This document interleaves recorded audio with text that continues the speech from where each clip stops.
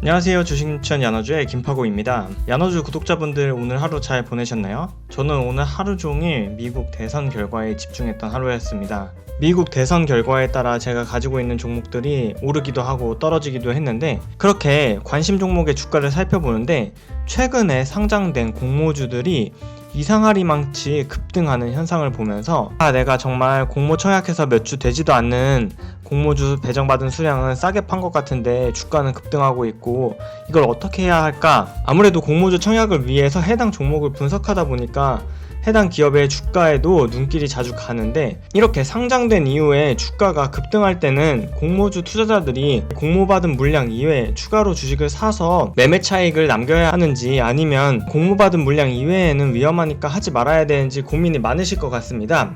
그래서 저는 제 나름의 결론을 이번 영상에서 내려보도록 하겠습니다. 먼저 최근에 상장된 공모주가 매우 급등하는 현상을 자주 보고 있습니다. 오늘 11월 4일 수요일날 공모주의 주가 현황을 살펴보면 위드텍과 센코, 이번 주에 상장된 종목들이죠. 위드텍과 센코가 둘 다 상한가에 진입했고, 바이브컴퍼니도 무려 14%, 푸플바이오도 17%나 급등했습니다. 위드텍 같은 경우에는 10월 30일날 상장된 이후에 주가가 지속적으로 상승하는 모양새를 보이더니 오늘은 기어코 상한가에 마무리가 된 모습입니다. 위드텍, 센코, 바이브컴퍼니 모두 공모주 투자반에서 다뤘던 영상인데요. 제가 공모주 분석할 때 목표 주가를 얼마를 했는지 다시 한번 살펴보면, 먼저 위드텍의 경우에는 공모가 25,000원에 시가총액 1270억에 상장되었는데요. 이는 2020년 예상순이익의 12배 수준에 해당하는 기업 가치였습니다. 반도체 관련 장비로서 시장 점유율 1등이라면 적어도 15배는 받을 수 있지 않을까 해서 저는 2020년 예상순이익의 15배인 시가총액 1,500억 수준인 3만원 정도를 목표가로 잡고 있었는데요. 오늘 종가가 무려 56,600원이라 제가 생각했던 기업 가치의 거의 2배에 해당하는 수준으로 올라버렸습니다. 다음으로 전기가스 센서를 만드는 센코 역시 2021년 예상 순이익에 15배를 준다면 85억에 15배라 시가총액 1275억, 주가 수준으로 15,500원으로 공모가인 13,000원에서 업사이드가 20% 정도 있을 거라고 보았었는데요. 오늘 15,000원으로 시작한 주가가 19,000원의 상한가를 직행하며 장을 마감했습니다. 이렇게 신규 상장된 종목들의 주가 흐름이 매우 좋으면서 공모주 청약을 해서 받았던 물량을 한번 팔아보신 공모주 투자자분들이, 아니 이 주식이 이렇게 오를 거면 상장된 이후에 거래가 될 때 내가 좀 더 금액을 사서 수익을 남기면 좋지 않을까 하는 생각이 드는 게 당연한 상황입니다. 하지만 저는 공모주 투자와 신규 상장 주식을 매매하는 건 혼동해서는 안 된다고 생각하고 있습니다. 공모주 청약은 위험도가 주식 대비 상대적으로 낮으면서 큰 수익을 벌 확률은 낮지만 크게 잃을 확률 또한 낮은 반면에, 신규 상장 주식을 청약이 아니라 매매를 하는 건 위험도도 매우 높고 큰 수익을 벌 확률도 있지만 크게 잃을 확률도 높기 때문입니다. 이유는 내가 공모주 청약의 경우에는 경쟁률이 높기 때문에 1억을 청약 넣더라도 실제로 배정받는 주식의 수가 많지 않아 크게 잃을 확률이 낮은 반면에, 신규 상장 주식은 내가 사고 싶은 만큼 매수할 수 있기 때문에 주가의 변동에 따라 손해가 매우 커질 수도 있기 때문입니다. 가장 대표적인 예로 빅히트 엔터테인먼트를 들 수 있는데요. 빅히트에 1억을 청약 넣었을 경우에 공모주로 2주를 배정받게 되는데, 만약 첫날 상한가에 매도를 했다면 한 주당 21만원, 즉 2주에 43만원의 수익을 벌 수 있었습니다. 즉 1억원의 자금을 투자해서 40만원의 수익을 얻게 되는 셈이죠.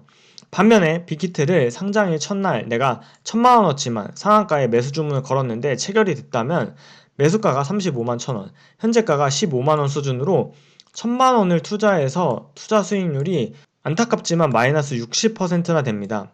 만약 이게 원금을 회복하려면 주가가 60% 상승이 아니라 130% 상승해야 본전이 오게 되는 셈이죠. 이렇듯 공모주에 청약하는 것과 신규 상장주를 매매하는 것은 확연하게 차이가 납니다. 내가 공모주 청약할 때 조금 살펴봤던 기업이라고 해서 그 기업을 잘 안다고 생각하고 신규 상장 주식수를 덜컥 큰 금액을 사는 건 주린이 분들에게는 매우 위험한 행동이라 볼 수 있습니다. 투자에 있어 가장 중요한 건 내가 어떤 성향의 투자자인지 파악하는 일입니다. 즉 내가 원금의 60%까지 손해를 보더라도 나는 고수익을 노리겠다, 이런 게 맞는 성향이라면 신규 상장 주식을 매매하실 수도 있지만, 나는 원금 손실 혹은 50%까지 손실을 보는 것은 죽어도 싫어하시는 분들은 조금 위험한 선택입니다. 우리가 증권회사에서 펀드 상품을 가입할 때 투자자 성향을 파악하는 이유도 투자자의 성향에 따라 매매를 해야 하는 상품이 달라지기 때문입니다. 더불어 중요한 건 나의 주식 투자 실력, 즉 종목을 보는 눈, 그리고 매매하는 스킬, 또한 주가가 빠지거나 올라갈 때도 냉정함을 잃지 않고 심리적으로 동요되지 않고 차분하게 매매를 하는 것 등